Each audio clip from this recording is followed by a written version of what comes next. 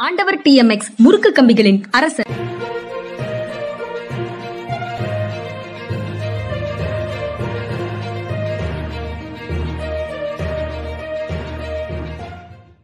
அனைவருக்கும் வணக்கம் சார். வணக்கம் சார். வணக்கம். வணக்கம். வணக்கம் ராம்குமார். வணக்கம் ஜெனரல் சார். வணக்கம் சார். வணக்கம் சார். சார், நேற்றைய தினம் காங்கிரஸ் கட்சியினுடைய செயற்குழு கூட்டம் நடைபெற்றிருக்கு. அதுல மக்களவையுடைய எதிர்க்கட்சி தலைவராக ராகுல் தேர்ந்தெடுக்கப்பட்டிருக்கிறார். அவர் இன்னும் அந்த பதவியை ஏற்றுக்கொள்வதாக செய்திகள் வரல. இருந்தாலும் அதுதான் இறுதி முடிவு மாதிரி தெரியுது. இன்னொன்று, தேர்தல் பிரச்சார காலத்தில் காங்கிரஸ் பார்வையாளர் மாடத்தில் தான் இருக்கும் அப்படின்னு பாஜக விமர்சனம் பண்ணியிருந்தாங்க. இன்றைக்கு ராகுல் காந்தி எதிர்க்கட்சி தலைவராக மக்களுடைய ஆதரவோடு வந்திருக்கிறார். இந்த டிராவலை எப்படி பார்க்குறீங்க? ராகுல் தேர்ந்தெடுக்கப்பட்டதை குறித்து உங்களுடைய பார்வை என்னது சார்? இல்லை, அவருடைய பரிணாம வளர்ச்சியின் மற்றொரு பகுதி இது. தொடர்ந்து வளர்ந்துக்கிட்டே இருக்கார் ஒரு அரசியல் தலைவராக. அவரை பப்புலாம் கலாட்டா பண்ணாங்க. இப்போ அவர் யாராவது அவர் பார்த்து பப்புன்னு சொல்ல முடியுமா? நிச்சயமாக முடியாது. அந்த அளவுக்கு அவர் வளர்ந்துருக்கிறாரு. அந்த பாரத் ஜோடோ யாத்திரை ரொம்ப ஹெல்ப்ஃபுல்லாக இருந்தது. அவருக்கும் அவருடைய கட்சிக்கும் ரொம்ப ஹெல்ப்ஃபுல்லாக இருந்தது. நாட்டு மக்கள் நேரடியாக அவரை பார்க்க முடிஞ்சதும், அவர் நாட்டு மக்களோட நேரடியாக பழகினதும், அதுக்கு அடுத்து அவருடைய ஸ்டேட்மெண்ட்ஸ்லாம் பார்க்கும்போது இந்தியாவுடைய சோஷியல் லைஃப்பை பற்றி அவருக்கு மிக ஆழமான ஒரு புரிதல் ஏற்பட்டிருக்கு அப்படின்னு சொல்லலாம். இது 1000 ஆண்டுகளாக நடந்து கொண்டிருக்கும் கருத்தியல் யுத்தம்னு சொல்லி அவர் சொன்னது, அது அவருடைய சொல். யாரும் ஸ்பீச் ரைட்டர் அவருக்கு கொடுக்கல அதை. ஏன்னா அவரை சுற்றி இருக்க பல ஸ்பீச் ரைட்டர்ஸ் இந்த மாதிரி ஒரு வார்த்தையை சொல்ல மாட்டாங்க. அதனால அது அவருடைய சொல் தான், சந்தேகமே இல்லாமல். அதெல்லாம் வச்சு பார்க்கும்போது நிச்சயமாக ஒரு மிக சிறந்த ஒரு தலைவராக பரிணமித்துக் கொண்டிருக்கிறார் அப்படின்னு தெரியுது. ஜென்ராம் சார், நீங்க கடந்த காலத்துல அவரை பற்றி விமர்சனங்கள் எல்லாமே பொறுப்பேற்காமல், கட்சியினுடைய பொறுப்புகளை ஏற்காமல், அதற்கு தொண்டர்களிடத்திலையும் நிர்வாகிகளிடத்திலையும் பதில் சொல்வதற்கு தயாராக இல்லாமல் வெளியில சுத்திட்டு இருக்கிற வேலையையே செய்யறாரு. அது ஒரு விதத்துல அது பொறுப்பற்ற செயல் என்றெல்லாம் கூட விமர்சனங்கள் செய்தார்கள் மாற்று கட்சியில இருக்கக்கூடியவங்க.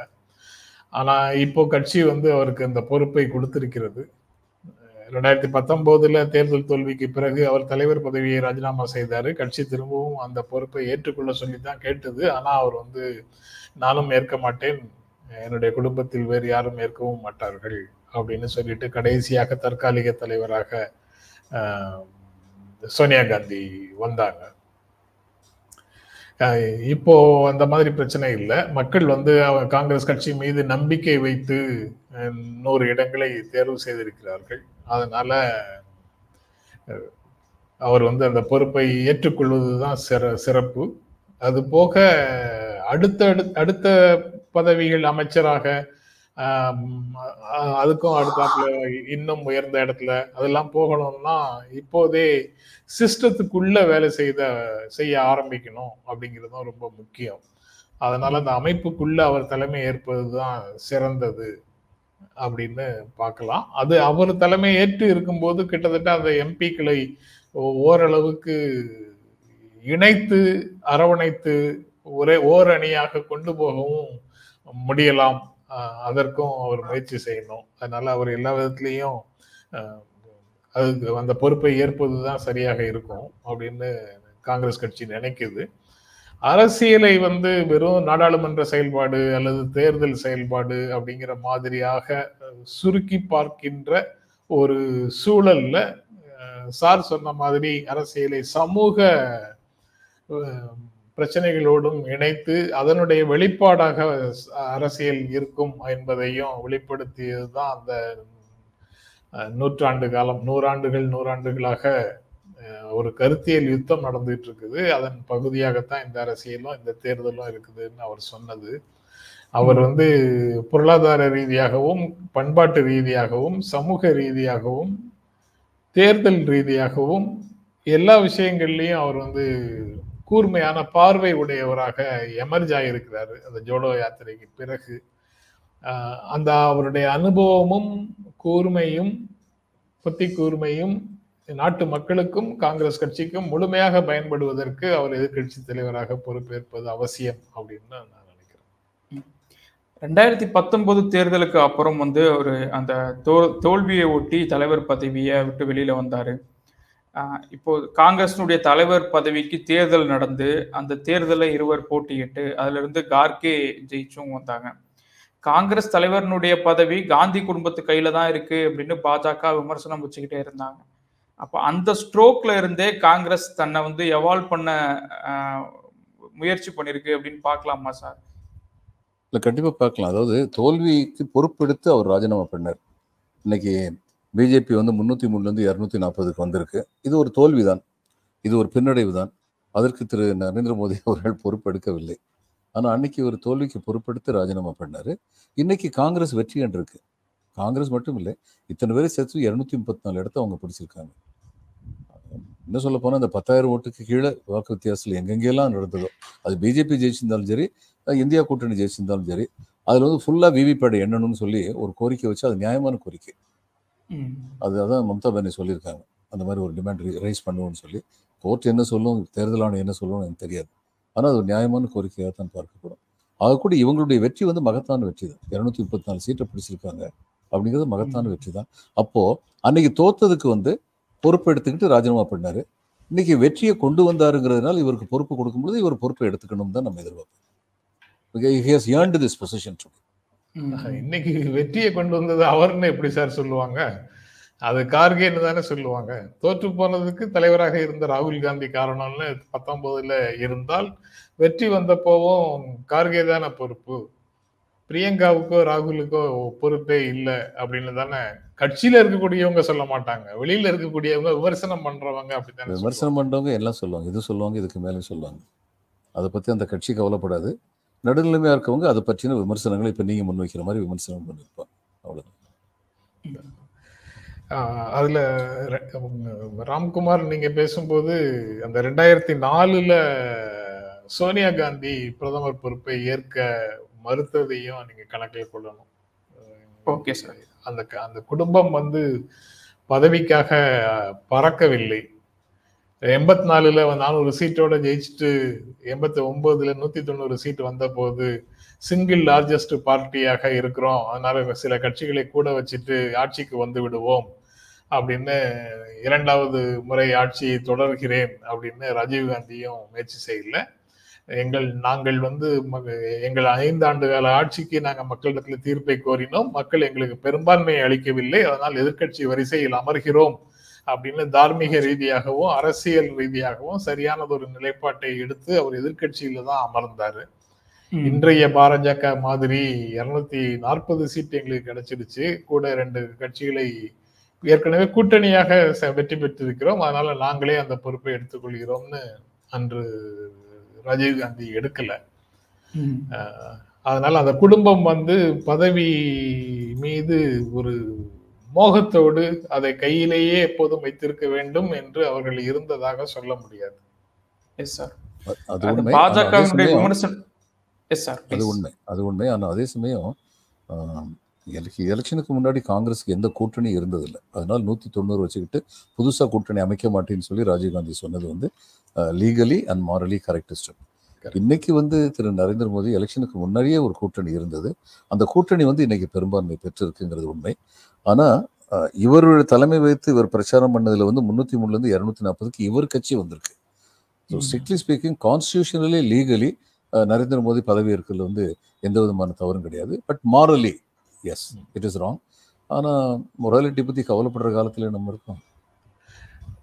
சோனியா காந்தியும் நாடாளுமன்ற குழு தலைவராக தேர்ந்தெடுக்கப்பட்டிருக்கிறாங்க. காங்கிரஸ் கட்சியினுடைய நாடாளுமன்ற குழு தலைவராக தேர்ந்தெடுக்கப்பட்டு லோக்சபா ராஜ்யசபா சேர்ந்து அப்போ நாடாளுமன்றத்தினுடைய காங்கிரஸ் கட்சி தலைவராக சோனியா காந்தி, மக்களவை காங்கிரஸ் கட்சி தலைவராக ராகுல் காந்தி, மாநிலங்களவை காங்கிரஸ் கட்சி தலைவராக மல்லிகார்ஜுன கார்கே அப்படின்னு அந்த சிஸ்டம் வந்து ஒர்க் ஆக போகுது. நாடாளுமன்றத்திற்குள்ள தார்மீக ரீதியாகவும் அரசியல் ரீதியாகவும் தோற்றுவிட்டார் அப்படின்னு சோனியா காந்தி அந்த செயற்குழு கூட்டத்திற்கு பிறகு செய்தியாளர்கள்ட்ட பேசும்போது சொல்றாங்க.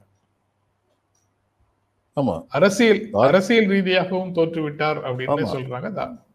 அது நிஜம்தான். நான் சொன்னேன் லீகலி அண்ட் கான்ஸ்டியூஷனலி அப்படின்னு பார்த்தா அவர் வந்து பிரதமர் பதவி ஏற்கிறது கரெக்டு. ஆனா பொலிட்டிக்கலி அண்ட் மாரலின்னு சொல்லி பார்த்தா தவறு. அதுதான் அவங்க சுட்டி காட்டியிருக்காங்க. அதுல எப்படி சார் அந்த பொலிட்டிக்கல்லி அப்படின்னா மாரல்லையும் சிங்கிள் லார்ஜஸ்ட் பார்ட்டிங்கிற அளவுக்கு அவங்களுக்கு இடம் கொடுத்துருக்காங்கல்ல மக்கள், அவங்களுடைய 10 ஆண்டு கால ஆட்சி மீது தீர்ப்பு கொடுத்துருக்காங்கல்ல. அது கொடுத்துருக்காங்க. அவருடைய அரசியலுக்கு இது தோல்வி தானே. அவர் சிங்கிள் லார்ஜஸ்ட் பார்ட்டி வரணும்னு எதிர்பார்த்தாரு. Party with absolute majority, simple majority கூட இல்லை, பார்ட்டி வித் அப்சல்யூட் மெஜாரிட்டி 400. எனக்கு தெரிஞ்ச கிரிக்கெட்டில் வந்து அந்த வெஸ்ட் இண்டீஸ் பையன் ஒருத்தர் தான் 400 இதை அடித்தது. சச்சின் டெண்டுல்கர் அடிக்கல, யாரும் அடிக்கல. இவர் அப்படி ஆசைப்பட்டார், சொன்னார் எல்லார்கிட்டையும். காங்கிரஸோட சாதனைகளை முறியடிக்கணும்னு ஒரு வேகம் அவருக்குள்ள இருக்குல்ல சார். 84ல ராஜீவ்காந்தி 414 இடங்களை பெற்றிருந்தார், 412 இடங்களை பெற்றிருந்தார். தேர்தல் நடக்கும்போது 402 என்னவோ. அதுக்கப்புறம் அந்த தேர்தல் நடக்காத பகுதிகளில் தேர்தல் நடந்து அதுல ஒரு 10 சீட்டு சேர்ந்து 412 சீட்டு அவங்க கையில இருந்தது அந்த சமயத்துல. அந்த சாதனையை முறியடிக்க வேண்டும் அப்படின்னு ஒரு வேகம் நரேந்திர மோடி கிட்ட இருந்திருக்கலாம். 3வது முறையாக தொடர்ந்து 3 தேர்தல்களில் வெற்றி பெற்று பிரதமராகணுங்கிற சாதனையை, நேருவின் சாதனையை சமன் செய்வது அப்படிங்கிற முயற்சிக்குள்ளேயும் அவர் இருந்ததாக நம்ம புரிந்து கொள்ளலாம். ஆனா நேருவோட அவரை ஒப்பிட்டே பார்க்க கூடாது அப்படின்னு காங்கிரஸ் பிஜேபி தலைவர்கள் சொல்றாங்க. ஆனா முன்னாள் பிரதமர்களோடு ஒப்பிட்டு பார்க்கிற ஒரு மனநிலை ஒருவருக்கு வரத்தானே செய்யும். தமிழ்ல ஒரு பழமொழி உண்டு, உயர உயர பறந்தாலும் ஊர்க்குருவி பறந்தாகுமான்னு. அதுதான் எனக்கு நினைவுக்கு வருது. திரு நரேந்திர மோடி அவர்கள் வந்து அவரை விஸ்வகுரு என்று இவர்களே சொல்லிக் கொண்டார்கள், வேற யாரும் சொல்லல. இது உலகத்தில் வேற யாரும் இவங்களை விஸ்வகுருன்னு சொன்னாங்க? இது மாதிரி தனக்குத்தானே பட்டம் சூட்டிக்கிறதுங்கிறது வந்து, ஆனால் பண்டிட் ஜவஹர்லால் இருந்து அந்த மாதிரி பண்ணலை.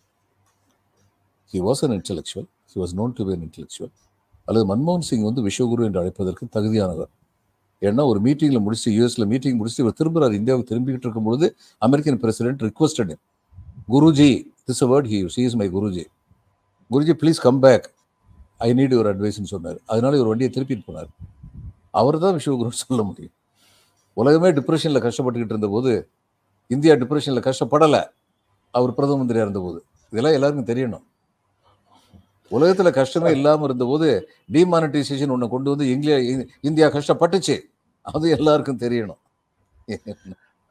மகாத்மா காந்தியையே அட்டன்பரோ படம் எடுத்ததுக்கு அப்புறம் தானே சார் உலகத்துக்கு தெரிஞ்சது.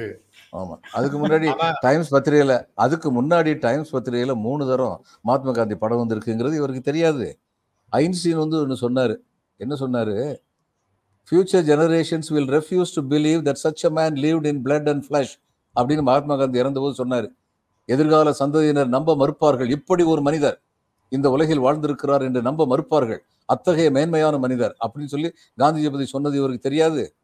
வட்டமேஜை மாநாட்டுக்கு வந்து காந்தி போனபோது அங்கே பிரிட்டிஷ்காரங்க எல்லாமே புரோட்டோகால் பார்க்குறவங்க. இவர் சொன்னார், நான் ஒரு ஏழை நாட்டிலேருந்து வர்றேன், எனக்கு வந்து இந்த போர்த்திக்கிற போர்வையும் கீழே வேஷ்டியும் தவிர வேறு எதுவும் எனக்கு கிடையாது, அது கட்டிட்டு தான் நான் வருவேன்ட்டார். உடனே அவங்க சொன்னாங்க, the protocol shall be followed except this meeting அப்படின்னு சொல்லி அவங்க ஒரு எக்ஸப்ஷன் கொடுத்தாங்க. அதெல்லாம் இவருக்கு தெரியாது. அங்கே மான்செஸ்டரில் போனோன்னா மான்செஸ்டர்காரங்கள்லாம் வந்து முதல்ல இவரை எதிர்த்தாங்க. ஏன்னா இது கோயம்புத்தூர் இவர் வந்து அந்நிய துணியை பகிஷ்காரம் பண்ணுறாருன்னு சொல்லி. ஆனால் இவர் அந்த தொழிலாளர்கிட்ட போய் பேசினார், உங்களை மாதிரி தானே அவங்களும் தொழிலாளர்கள் இந்தியர்களும், அப்போ நீங்கள் தொழிலாளர்களோட சேர்ந்திருக்க வேண்டாமா அப்படின்னு ஒன்று அவருடைய ஆதரவாளர்கள் அத்தனை பேரும் மாறினாங்க. அதெல்லாம் இவருக்கு தெரியாது, இவருக்கு வரலாறே தெரியாது. அதே மாதிரி தானே சார் நேருவும் அணிசேரா நாடுகளுடைய தலைவராக உலக அளவுல போற்றப்பட்ட நபர் தானே. அந்த பஞ்சசீல கொள்கை 5 பெரிய தலைவர்களாகவும் இருந்தாங்க. அவங்க எல்லாம் சர்வதேச அளவுல புகழ் பெற்றவர்களாகவும் இருந்தார்கள். எகிப்து, சீனா, இந்தியா, யூகோஸ்லோவாக்கியா 4, இன்னும் 1. இவர் எகிப்து அதிபர் நாசர், செக்கோஸ்லோவேக்கியா இவர் மார்ஷல் டிட்டோ, யூகோஸ்லோவேக்கியா சார் அதிபர். மொத்தம் 3 பேர் தான் முதல்ல இருந்தது. இவங்க 3 பேர் இருந்தாங்க, நாசரும் யூகோஸ்லாவிய அதிபரும் பண்டிட் ஜவஹர்லால் இருந்தால் முதல்ல 3 பேரும் தான் இருந்தாங்க. அதை உன்னார் மிர்சால் வந்து ஏஷியன் டிராமான்னு ஒரு புத்தகம் எழுதியிருக்காரு. ஒரு பெரிய எக்கானமிஸ்ட், ஸ்வீடிஷ் எக்கானமிஸ்ட், நோபல் பரிசு வாங்கினவர். ஏஷியன் ட்ராமான்னு போட்டுட்டு பிராக்கெட்டில் study of the poverty of the Asian nations அப்படின்னு சொல்லி அந்த புத்தகம், பெரிய வால்யூம் புத்தகம். அதில் ரொம்ப ஆச்சரியப்பட்டு எழுதுவார். எப்படி வேர்ல்டு பாலிட்டிக்ஸில் வந்து குளோபல் பாலிட்டிக்ஸில் நேரு வந்து எப்படி முக்கியமான ஆளாக இருந்தால் எழுதும்போது, a country which did not have strategic strength or economic strength, but its prime minister could manage to capture the attention of the world. It's no ordinary joke அப்படின்னு சொல்லி எழுதுவார். Jenram sir. Okay okay sir, நீங்கள் பேசும்போது பிரதமர் மோடி வந்து தார்மீகமாக பொறுப்பேற்று பதவியை ராஜினாமா செய்யலை, மீண்டும் பிரதமர் பதவிக்கு வராரு அப்படின்னு பேசியிருந்தோம். மோடி வந்து ராஜினாமா செய்யணும்னு மம்தா பானர்ஜி சொல்லியிருந்தாங்க. அவர்கள் நேற்றைய தினம் பேசும்போதும் இப்போ நாங்கள் ஆட்சி அமைக்கலை, ஆனால் வந்து எங்களால் ஆட்சி அமைக்க முடியாதுன்னு இதற்கு அர்த்தம் கிடையாது, பொறுத்திருந்து பாருங்கள் அப்படின்னு சொல்லியிருக்கிறாங்க. ஆட்சி அமைப்பதற்கான அழைப்பு விடுக்கணும், அதாவது கூட்டணி கட்சிகளிலும் நிதிஷ் ஆகட்டும் சந்திரபாபு நாயுடு ஆகட்டும் அவர்களை அழைப்பு விடுக்கணும்னு வலியுறுத்தினவங்கள மம்தா பானர்ஜியும் முக்கியமானவங்க. மம்தா பானர்ஜியினுடைய இந்த பொறுத்திருந்து பாருங்கள் அப்படிங்கிற இந்த வார்த்தை, அதன் பின்னுள்ள அர்த்தம் நீங்க எப்படி பாக்குறீங்க சார்? அதை இல்லை, அது இவங்களுக்கு ஆளுங்கட்சி கொஞ்சம் பயத்தை கிளப்புறதுக்காக இருக்கலாம். ஆனால் இதுக்கெல்லாம் ஆளுங்கட்சி பயப்படாது. பிஜேபி அவங்க இதுக்குள்ள மம்தா கட்சியிலேருந்து ஆரம்பித்து பல கட்சிக்குள்ள உள்ளவங்கள்ட்ட பேச ஆரம்பிச்சிருப்பாங்க. அதனால அவங்க இதுக்கெல்லாம் பயப்பட மாட்டாங்க. இன்றைக்கு நாங்கள் ஆட்சிக்கு உரிமை கோரவில்லை என்பதற்காக நாங்கள் ஆட்சிக்கு உரிமையை கோர மாட்டோம்னு அர்த்தம் இல்லை. நாளை நாங்கள் கோரலாம் அப்படின்னு அவங்க சொல்றாங்க. அது அவங்களிடத்துல எந்த விதமான ரியாக்ஷனையும் கொடுக்காது, அவங்களுக்கு எந்த பதட்டத்தையும் கொடுக்காது, எதிர்த்தரப்பு பதட்டத்தை எதுவும் கொடுக்காது. ஆனால் சொந்த கட்சியில வந்து நம்பிக்கை கூட்ட வேண்டியது இருக்கா, அதனால இப்படி பேசுறாங்களா? இதை தவிர்க்கிறது வந்து ஒரு மெச்சூரிட்டி அப்படின்னு கட்சி தொண்டர்கள் புரிஞ்சுக்க மாட்டாங்களா?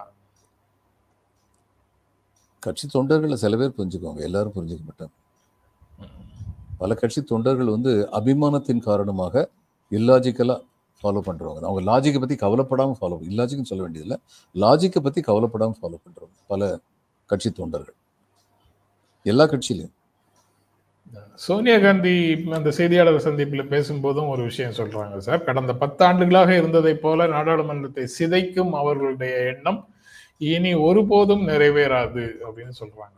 அப்படி நானும் அப்படித்தான் நினைக்கிறேன். ஆனால் எனக்கு ஒரு விஷயம் ரொம்ப பயமா இருக்கு.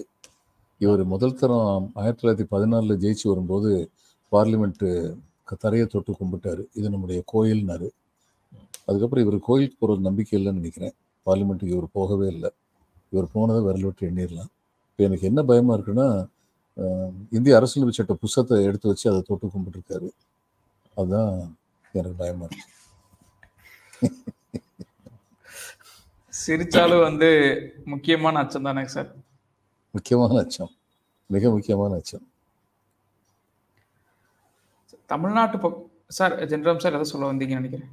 இல்லை சார், சொன்னதனுடைய தொடர்ச்சியாக ஒன்று சொல்ல வந்தேன். ஆனால் அது இன்னும் அதிக நேரத்தை பிடிக்குமோன்னு சொல்லி கொஞ்சம் மௌனம் ஆயிட்டேன். அதே நேரம் எடுக்கணும்னு எல்லாரும் சொல்லிட்டு இருக்காங்க, நீங்க வேற மௌனம். கான்ஸ்டிடியூஷன் இந்திய மக்களுக்கு கேரண்டி பண்ணின எல்லா விஷயங்களையும் இப்போது குறைந்த பலவீனமான நிலையில அரசு இருக்குதுன்னு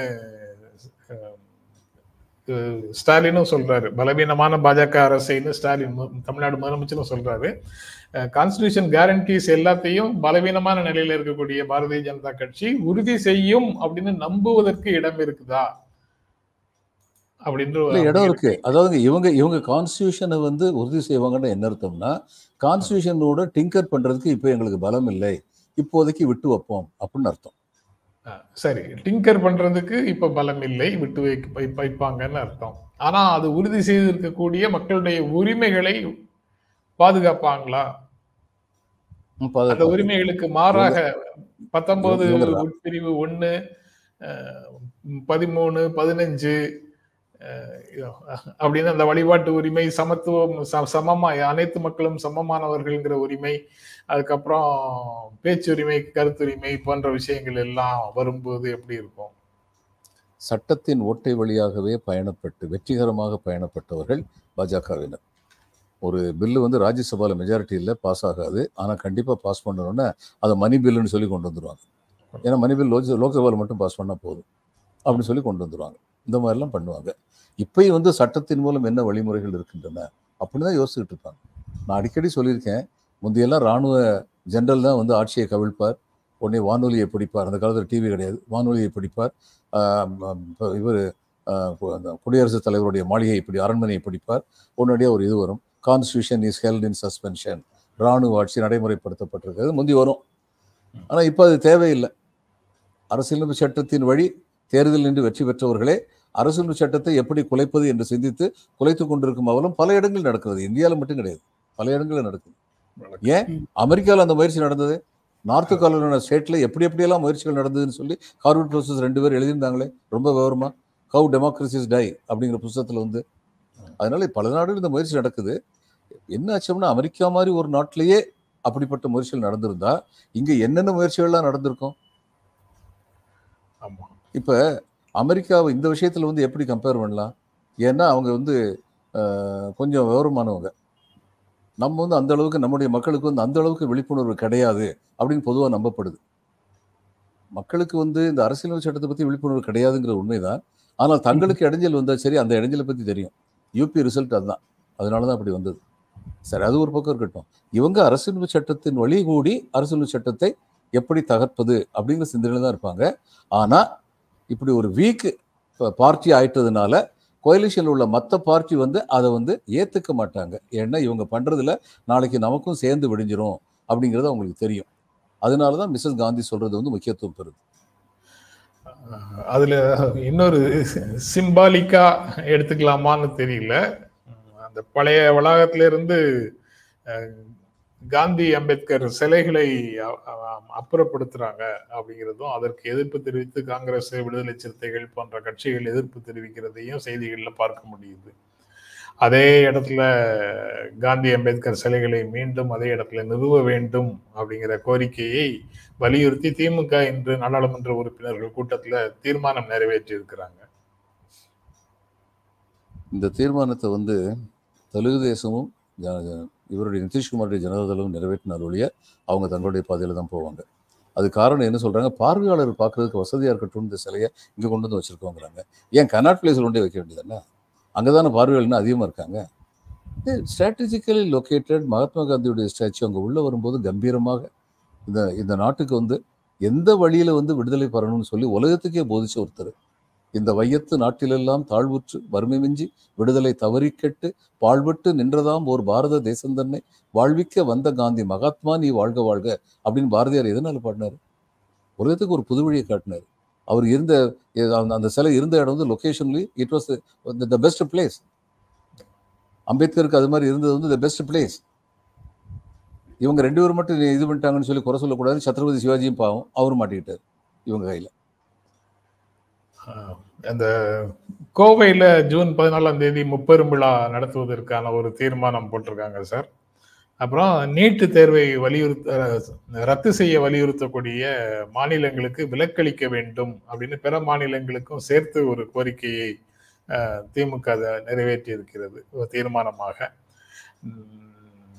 நடுத்தர மாணவர்களுடைய கனவுகளை சிதைக்கும் நீட் தேர்வுக்கு முற்றுப்புள்ளி வைக்க வேண்டும் அப்படிங்கிற தீர்மானமும் நிறைவேற்றி இருக்கிறாங்க. அதோட சேர்த்து வர்ற செய்தியாக இன்னொரு செய்தியையும் உங்களோட பகிர்ந்து கொள்ளலாம், உங்களுடைய கருத்தை அறிய விரும்பலாம் நினைக்கிறேன். மகாராஷ்டிரா அரசு, மகாராஷ்டிரா எதிர்கட்சிகள் இல்லை, மகாராஷ்டிரா அரசு நீட்டு விலக்கு கோருகிறது, நீட்டை ரத்து செய்யுங்கள் என்று கோருகிறது. ஏக்நாத் ஷிண்டே, அஜித் பவார், ஃபட்னாவிஸ் எல்லாரும் சேர்ந்த அரசு அந்த கோரிக்கையை முன்வைக்கிறது. ஏதோ ஸ்டாலின் ஒருவர் சத்தம் போட்டா போயிடுமா அப்படின்னு இங்க இருக்கிற பல அறிஞர்கள் தொலைக்காட்சி விவாதங்கள்ல பேசினாங்க. ஆனா தீ பரவுகிறது, அதாவது வெளிச்சம் பரவுகிறது. தீன்னு சொன்னா நெகட்டிவ் டோன்ல கொண்டு போய் சேர்த்துருவாங்க. வெளிச்சம் பரவுகிறது. ஐயோ,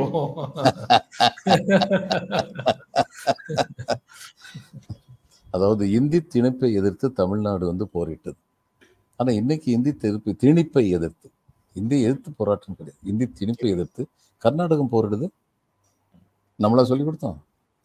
மகாராஷ்டிரால வந்து அந்த உணர்வு வருது, பெங்கால்ல அந்த உணர்வு வருது. எங்கிருந்து வந்தது? இந்தி திணிப்பு என்பது சில பேருடைய பொருளாதார ஏகாதிபத்தியத்திற்கான வழிவகுக்கும் ஒரு முறை. அது வெறும் மொழி சம்பந்தப்பட்டது, அது சமுதாயம் சம்பந்தப்பட்டது, பொருளாதாரம் சம்பந்தப்பட்டது. அதனாலதான் இன்னைக்கு மற்றவங்களுக்கு அந்த உணர்வு வந்து வந்திருக்கு. நம்ம முதல்ல இந்தியை எதிர்த்தது வந்து அது மொழி உணர்வின் அடிப்படையில் தான் இங்க நடந்தது. அது காரணம் என்னன்னா, சம்ஸ்கிருதத்திலிருந்து டிஸ்டிங்க்ட்லி டிஃபரெண்ட்டுங்கிற பெருமை உள்ளது தமிழ். பல மொழிகள் வந்து சம்ஸ்கிருத கலப்பு ரொம்ப நடந்திருக்கு, நம்ம மொழியில நடந்திருக்கு. ஆனா நம்ம மொழியில வந்து ஒரு 2 விழுக்காடு தான் சம்ஸ்கிருத சொற்கள் இருக்கு, சம்ஸ்கிருத வேர் சொற்களை அடிப்படையாக கொண்ட சொற்கள் இருக்குன்னு சொல்றாரு மொழியியல் வல்லுநர்கள்.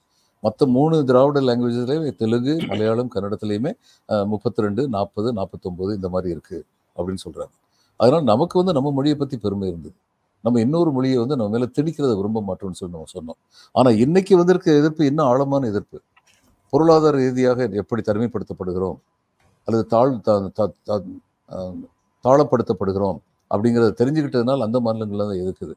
இது கடைசியில் வந்து பாருங்க, இன்னைக்கு இந்த எலெக்ஷனுடைய ரிசல்ட் யார் எப்படி பார்த்தாலும் சரி, இது வந்து இந்தியாவுடைய பன்முகத்தன்மையை வெட்ட வெளிச்சமாக்கி காட்டுகிற ஒரு ரிசல்ட்.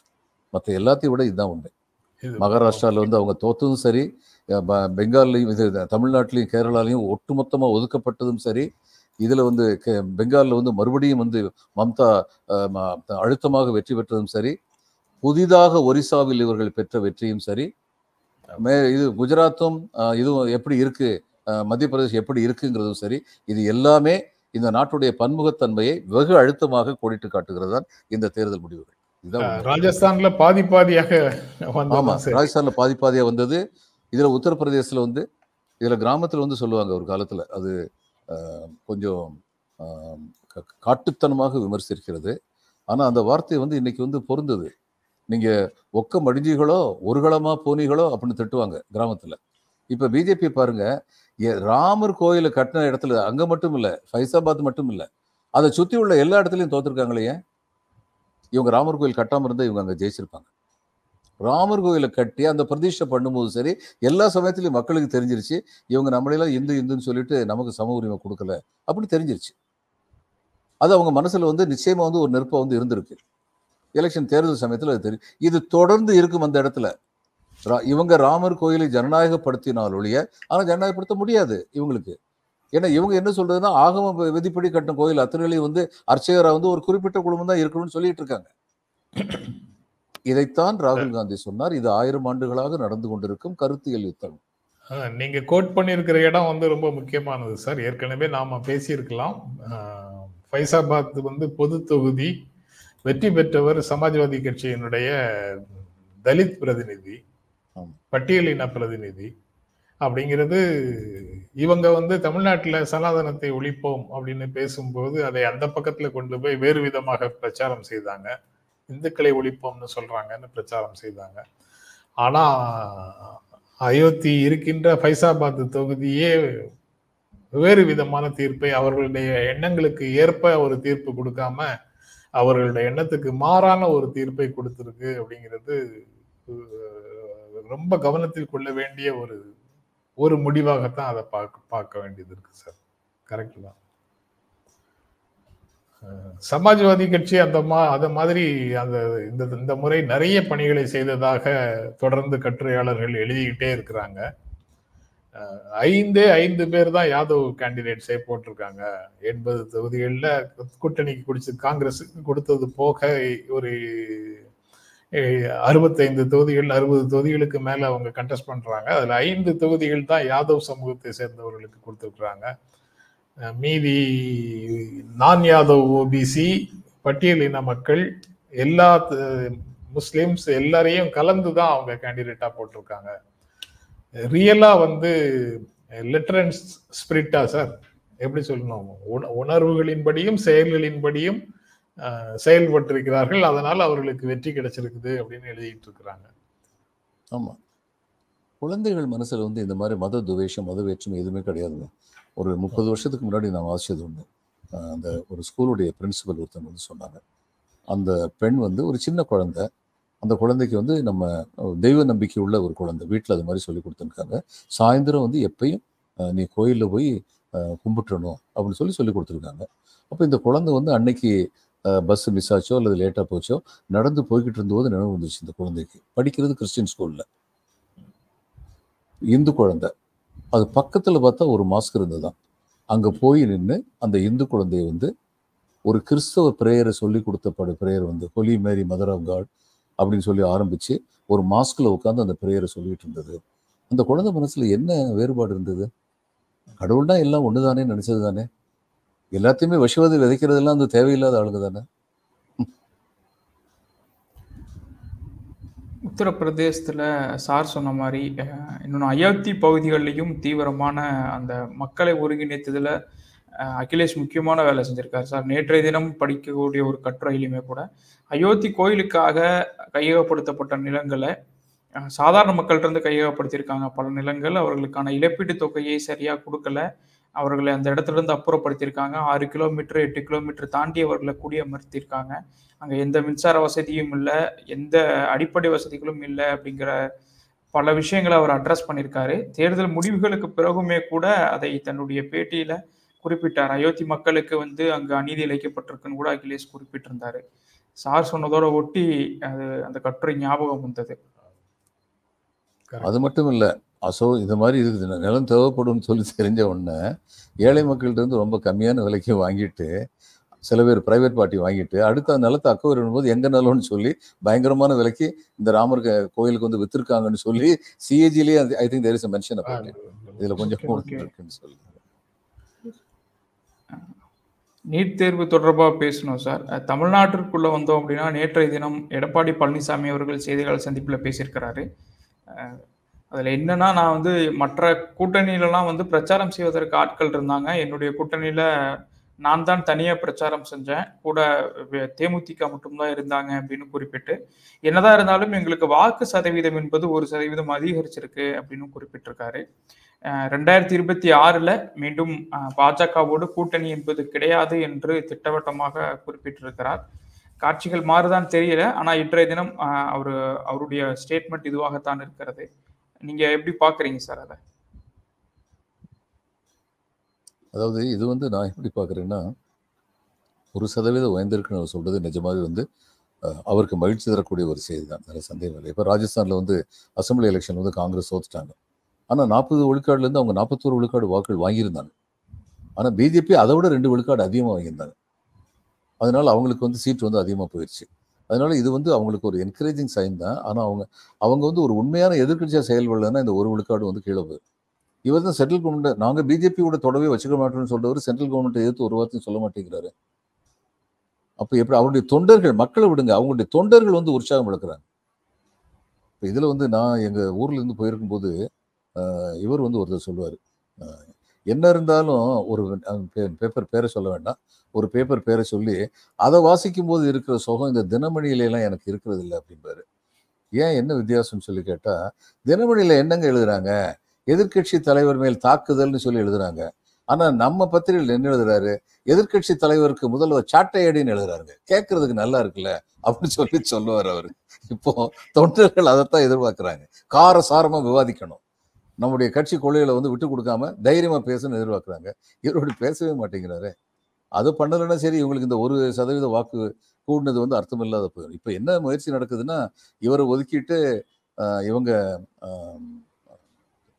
ஓபிஎஸ் எல்லாரும் சேர்ந்து மறுபடியும் சேர்ந்துடலான்னு புகழேந்தி இவங்கெல்லாம் சேர்ந்து இன்னைக்கு ஒரு மீட்டிங் போட்டிருக்காங்க. அப்படி ஒரு முயற்சி நடக்குது. ஆனால் சசிகலா அம்மையார் வந்து சசிகலா அம்மையார் வந்து நினைக்கிறாங்க தன் தலைமையில மறுபடியும் எல்லாரும் ஒன்று சேர்ந்துடணும்னு அவங்க நினைக்கிறாங்க. எனக்கு என்ன தோணுதுன்னா, பிஜேபியோடைய ஆதரவு சசிகலா அம்மையாருடைய ப்ரொபோசலுக்கு தான் இருக்கும்னு சொல்லி நான் நினைக்கிறேன். எப்படியாவது பிஜேபி வந்து அதிமுக கூட உறவு வச்சுக்கணும்னு தான் நினைக்கிறேன். அடுத்த தேர்தல் வந்து அப்படி உறவோடு இருக்கணும்னு. இதுக்கு இடையில வந்து விஜய் வந்து புதுசாக ஒரு கரடி ஆரம்பிச்சிருக்காரு, கட்சி ஆரம்பிச்சிருக்காரு. அந்த கட்சி என்ன செய்ய போகுதுன்னு சொல்லி பார்க்கணும். இந்த சினிமாக்காரங்கள்லாம் தயவுசெய்து சினிமாலேயே இருந்துடலாங்க, அவங்களுக்கும் நல்லது நமக்கும் நல்லது. இந்த தம்பிக்கு வந்து இந்த மக்களுடைய பிரச்சனை பற்றி எதுவும் தெரியுமா, ஏதாவது தெரியுமா? எல்லாம் ஸ்கூல் பசங்களுக்கெல்லாம் கான்ஸ்டிடுவன்சியாக போய் நீங்கள் வந்து ஸ்காலர்ஷிப் கொடுங்கன்னா அதனால ஒரு கட்சியை வந்து நம்ம மரியாதையை பார்ப்போமா? யாராவது பார்ப்பாங்களா? யாரு என்ன அட்வைஸ் கொடுக்குறாங்கன்னு தெரியல. ஆனால் அவங்களுக்கு வந்து 60 லட்சம் பேர் உறுப்பினராக சேர்ந்துருக்காங்களா? அது ஒரு அப்பொலிட்டிக்கலாக சமூகத்தை வளர்க்கிற பணியை பல கட்சிகள் செய்துட்டு இருக்கு சார். அதுல இதுவும் ஒரு வகை. ஒரு நல்ல சிஇஓ ஒருத்தர் இருந்தா போதும், நேர்மையாக அவர் இருந்தா போதும், அவங்களுக்கு கோட்பாடுகள் எதுவும் தேவையில்லை. அதாவது கோட்பாடுகள் எதுவும் தேவையில்லைன்னா அது ஒரு கோட்பாடு. சிஸ்டம் எப்படி இயங்குகிறதோ அப்படியே அதை அடாப்ட் பண்ணி அதுக்குள்ள உட்கார்ந்துக்கிறது. Status quo will be maintained forever அப்படிங்கிற தியரியோட உள்ள வந்து உட்கார்ந்துக்கிறது ஒரு கோட்பாடு. ஆனா சொல்றது கோட்பாடுகள் தேவையில்லை. ஏன்னா கோட்பாடுன்னா பெரியாரிசம், அம்பேத்கரிசம், மார்க்சிசம் அப்படின்னு கோட்பாடுகள் என்றாலே காந்தி, பெரியார் இவங்களோட தான் சேர்த்து பார்க்குறாங்க. அதனால கோட்பாடுகள், கொள்கைகள் எதுவும் இல்லாத ஒரு நல்ல மனிதர் ஒருவர் ஆட்சி செய்தார் என்றால், நிர்வாகத்திற்கு தலைமை ஏற்றார் என்றால் அது வந்து சிறப்பானதாக இருக்கும் அப்படிங்கிற தியரி வந்து மக்கள் மத்தியில விதைக்கப்படுகிறது, பரப்பப்படுகிறது. அந்த மாதிரி விஷயங்களை கட்சிகள் எப்படி எதிர்கொள்கிறார்கள்ங்கிறதும் பார்க்கறதுக்கு கொஞ்சம் அக்கறையாக பார்க்க வேண்டியதாகவும் இருக்கு. சார், ஒரு கேள்வி சார், நீங்க சொல்லும் போது இப்போ இந்த மாதிரி கோட்பாடுகளற்ற அரசியல் என்பது இப்போவும் சமகாலத்தில் இருக்கதானே சார் செய்யுது. இப்போ ஆம் ஆத்மின்னு எடுத்துக்கிட்டோம் அப்படின்னா ஊழல் ஒழிப்புன்னு மட்டும்தான் உள்ள வந்தாங்க. அவங்க பெருசா தங்களுடைய ஐடியாலஜியை இதுதான் அப்படின்னு எங்கேயும் டிக்ளேர் பண்ணலை. ஆனா ஒரு வெற்றிகரமான ஒரு கட்சியாக இன்னைக்கு அவங்க மாறி இருக்கிறாங்க. அப்ப இந்த முன்னுதாரணங்கள் இவர்களுக்கு ஒரு வித தன்னம்பிக்கையை கொடுக்குதா, இல்ல இதை எப்படி புரிஞ்சுக்கிறது சார்? தன்னம்பிக்கை கொடுக்கல, ஓவர் கான்ஃபிடன்ஸை கொடுக்குது. Kejriwal knew the government, he was a part of the system. அதனால அவருக்கு இங்கே எங்கெங்கே ஓட்டை இருக்குன்னு தெரியும். அதனால அந்த ஓட்டைகளை அடைக்கிறது மூலம் எல்லா மக்களுடைய நம்பிக்கையை நம்ம வாங்கிக்கலாம்னு சொல்லி நினைச்சாரு, வாங்கிட்டாரு. பட் ஹீ இஸ் ஒன்லி, ஐயா சார் சரியா சொன்னா, he is only a CEO, he is not a political leader. என்ன ஸ்டாண்ட் எடுக்கிறாரு? சிஐ பத்தி என்ன ஸ்டாண்ட் எடுக்கிறாரு? ஜேஎன்யூ மேல அட்டாக் நடந்துச்சு, சரி போலீஸ் இவர் கையில் இல்லை, போலீஸ் போய் அட்டாக் பண்ணாங்கல்ல, அதை பத்தி என்ன ஸ்டாண்ட் எடுத்தாரு? ஏன்னா இவருக்கு இன்னைக்கு எல்லா குடும்பங்களும் இவருக்கு ஆதரவா இருக்கு. அது முஸ்லீம்களா இருக்கட்டும், இந்துக்களா இருக்கட்டும், பட்டியலத்தை சேர்ந்தவங்களா இருக்கட்டும், பிற்படுத்தப்பட்டவங்களா இருக்கட்டும், சேலரிடு மிடில் கிளாஸா இருக்கட்டும். ஏன்னா வாட்டர் டேக்ஸை குறைப்பேனாரு, குறைச்சிட்டாரு. எலக்ட்ரிக் டாரிஃபை குறைப்பேனாரு, குறைச்சிட்டாரு, சப்சிடைஸ் பண்ணிட்டாரு. அப்போ பெருமளவில் வந்து இந்த சிறு வியாபாரிகளுக்கு இருந்த லஞ்ச ஊழல் தொந்தரவெல்லாம் இல்லாம ஆக்கி விட்டாரு. இதெல்லாம் இவருடைய சாதனைகள். அதனால இவங்க எல்லாரும் சந்தோஷமா இருக்காங்க. ஆனா ஒரு நேஷனல் லீடரா வர்றதுக்கு இது மட்டும் பத்தாது. சிஏ பத்தி பேசணும், இவர் பேச மாட்டார். சரி, அங்கேயே அந்த நிலைமை. ஆனா அவருக்கு வந்து நல்ல நிர்வாகம் தெரியும். திரு விஜய் அவர்களுக்கு என்ன நிர்வாகம் தெரியும்? இப்ப நான் கேட்கிறேன், முதல்ல ஒரு பெரிய மாடலா விஜய் பண்றதுன்னா, சர்க்கார்ங்கிற படத்துல அவர் ஹீரோவா நடிச்சிருக்காரு சார். அது ஒரு குவாலிஃபிகேஷன் தாங்க, அது நிஜம்தான், நான் மறுக்கல. ஆனா நான் ஒரு கேள்வி கேட்கிறேன். ஏற்றத்தாழ்வு, சமுதாய ஏற்றத்தாழ்வு குறையணும்னு தான் எல்லா அரசியல் தலைவர்களும் பேசுவாங்க. ஒருத்தர் ஒரு படத்துல 200 கோடி ரூபாய் வாங்கட்டும், சந்தோஷம், அவருடைய முகத்துக்காக படம் ஓடுது. மற்றவங்களுக்கெல்லாம் இந்த இதுல பேடிக்கெல்லாம், இந்த அக்ரிகல்ச்சர் லேபர்ல எல்லாம் மினிமம் வேஜஸ்ன்னு ஒன்று இருக்குங்க. நான் இந்த இதுல படத்தில் நடிக்கும் போது தான் அங்க மேக்கப் போடுறவரை பத்தி, மேக்கப் போடுறவரை பேசிட்டு இருந்தேன். ஒரு நாளைக்கு 500 ரூபாய்க்கும் 1000 ரூபாய்க்கும் மேக்கப் போடுறவங்களாம் இருக்காங்க சார். இப்ப இவங்களை வச்சுதான் முக வசீகரம் வெளியில வருது, அவங்களுக்கு அவ்வளவுதான் கிடைக்குது. இப்ப இதை இவர் சரி பண்ணலாமே. இப்போ எம்ஜிஆர் வந்து சில அடிப்படை கௌரவங்களை வந்து கொடுத்தாரு. எக்ஸ்ட்ரான்னு கூப்பிட்டு இருந்தவங்கள துணை நடிகர்னு கூப்பிட்டார். இது மாதிரி மேலோட்டமா சில காரியங்கள் செஞ்சார். அடிப்படையா அவரும் வந்து ஒன்றும் செய்யலை. திரையுலகத்துல வந்து எல்லாரும் நல்லா இருக்கு, தனிப்பட்ட முறையில் ஏதாவது ஹெல்ப் பண்ண முடியும்னா பண்ணுவார். சிஸ்டமிக் சேஞ்சஸ் எதுவும் அவர் பண்ணலை. இவங்க அதை பண்ணிட்டுமே. அதுக்கு இன்னைக்கு நான் கேட்குறேன், இந்தியா பூரா வந்து இன்னைக்கு போதை வந்து இவ்வளவு பெரிய பிரச்சனையா இளைஞர்கள் மத்தியில் ஆகிக்கிட்டு இருக்கு. அதை ஏற்று ஒரு படம் எடுக்கட்டுமே. இவருக்கு தான் இவ்வளவு கரிஸ்மா இருக்குல்ல. சமுதாய சேவை செஞ்சாங்கன்னா, இப்படிலாம் செஞ்சாங்கன்னா சரி, இவங்க மேல மரியாதை வரும். அப்படி எதுவுமே செய்யாம தன்னுடைய கரிஸ்மாவை வச்சா பதவி பிடிச்சிடலாம் அப்படின்னா, இந்த ரிட்டையர் ஆகிற சமயத்தில் எல்லாருக்கும் சினிமாவில் வந்து போலீஸ்காரன் மாதிரி 4 பேர் வந்து சல்யூட் அடிச்சா பத்தாது, நிஜ போலீஸ்காரன் சல்யூட் அடிக்கணும்னு நிறைய திரைப்பட நடிகர்களுக்கு அந்த ஆசை இருக்கு. சிரஞ்சீவிக்கு இருந்துச்சு, நிறைய பேருக்கு. இப்ப ஆசைப்பட்டதுல பல பேர் காணாம போயிட்டாங்க. இங்க என்ன ஆகுன்னு சொல்லி இப்ப என்னாலும் சொல்ல முடியாது. ஆனா முந்தி மாதிரி வந்து இவங்க வந்து, இப்ப இவங்க ஒருத்தங்க ஃப்ரெண்டு ஒருத்தர் இருக்காரு, அவருடைய பொண்ணு வந்து தீவிர விஜய் ரசிகை. அந்த பொண்ணு வந்து கில்லி வந்துச்சுன்னா சரி இருங்க அங்கிள், நான் முதல்ல கில்லி படம் பார்த்து அதுக்கப்புறம் உங்கள்கிட்ட பேசுறேன் அப்படின்ட்டு ஓடி போயிடும். என்னம்மா எப்படி பரிசை எப்படி இருக்கு, அதெல்லாம் பிறகு பேசலாம் அங்கிள்ன்ட்டு. அந்த பொண்ணுட்டு நான் சாதாரணமா பேசிட்டு இருக்கேன். ஏன்னா உங்க விஜய் வந்து பொலிட்டிக்கல் பார்ட்டி ஆரம்பிக்கிறாராமே, அவர் போட்டு போடுவியா? No, I won't. அவர் நல்லா நடிக்கிறார், எனக்கு பிடிக்கும், அதோட அவர் நிப்பாட்டிக்கணும். We cannot forget it. அன்னைக்கு இருந்த மாதிரி இல்லை, எம்ஜிஆர் காலத்தில் இருந்த மாதிரி இன்னைக்கு கிடையாது. திருவண்ணாமலையில் உள்ளவங்க பல பேர் வந்து திருவண்ணாக்காரங்க வந்து இங்கே வந்து வேலை பார்க்குறாங்க பெங்களூர்ல. இந்த இளநீ வெட்டி கொடுக்கறது, இந்த ஃப்ரூட்ஸ் வித்துக்கிறது, இந்த மாதிரி சின்ன சின்ன ஒரு நல்ல நேர்மையாக உழைத்து சம்பாதித்து வாழ்ற நல்ல மக்கள். அவங்கள ஒருத்தர் வந்து கேட்டேன் நான். அந்த ரஜினிகாந்த் வந்து அரசியலுக்கு வர்றேன்னு சொல்லிட்டு இருந்த போது நான் வந்து கேட்டேன், ரஜினிகாந்த் ஓட்டு போடுவீங்களான்னு. சார் இவர் காவேரி பிரச்சனையை பற்றி இவருக்கு ஒன்றும் பேச முடியல, இவருக்கு யார் சார் ஓட்டு போடுவாங்க? அந்த பையன் சொல்றாரு. அவர் தீவிர ரசிகர், கையில பச்சை ஊத்தி இருக்காரு. என்ன சொல்றீங்க? இவங்கெல்லாம் அரசியலுக்கு வந்து இனிமே இந்த மாதிரி எல்லாம் பக்கத்து ஊர்லயும் பேசிட்டு இருந்தாங்க சார். பிரேம் நசீரையே ஓட்டு போடாம கட்சி தொடங்கிய பிரேம் நசீரையே தோக்கடிச்சோம் அப்படின்னு எல்லாம் பேசிட்டு இருந்தாங்க. இப்ப சுரேஷ் கோபி புதுசா ஒரு கணக்கை திறந்திருக்காரு. சுரேஷ் கோபி வந்து பெரிய ஹீரோவா இருந்தாரு. ஆமா, பெரிய ஹீரோ சார், பெரிய ஹீரோ. ஹீரோவாவே நடிச்சிட்டு இருந்தாரு. பல ஹீரோவாவே நடிச்சிட்டு இருந்தார். மம்முட்டி மோகன்லாலுக்கு அப்புறம் அதிகமான படங்களை நடிச்சிட்டு இருந்தாரு. ஒரே விஜயகாந்த் மாதிரி புரட்சிகரமான படங்களாக பல படங்கள்ல நடிச்சிட்டு இருந்தார். ஆனா சோசியல் சர்வீஸ் எதுவும் பண்ணதில்லை. பிஜேபி தான் அவருடைய ஆன்டி சோசியல் சர்வீஸ். நடிப்பு மட்டும்தான். அப்ப அது ஒரு டேஞ்சரஸ் சிக்னல் தாங்க, ஒத்துக்கிறேன். ஏன்னா பெண்டுல இந்த பக்கம் போச்சுன்னா கடைசியில் இந்த பக்கம் திரும்பி போகுமேன்னு பயமா இருக்கு இப்போ நீங்க சொல்றது கேட்கும்போது. ஆனா தமிழ்நாட்டில் வந்து ஒரு எம்ஜிஆர் வந்துட்டு போனதுக்கு அப்புறம் அவ்வளவு ஈஸியா இன்னொருத்தங்க வர முடியாதுன்னு நான் நம்புறேன். சுரேஷ் கோபி இப்பதானே வந்திருக்கிறாரு. ஆமா. ரெண்டாவது இந்த ஹிருத்திஷ் மோகன் சொல்லி ஒரு பையன், ஹிருத்திஷா அவர் பேரு, ஹிருத்திஷ் இதுல நடிச்சாரு. இந்தி படத்துல முதல் படம் பயங்கரமான வெற்றியா இருந்தது. ஆமா சார்.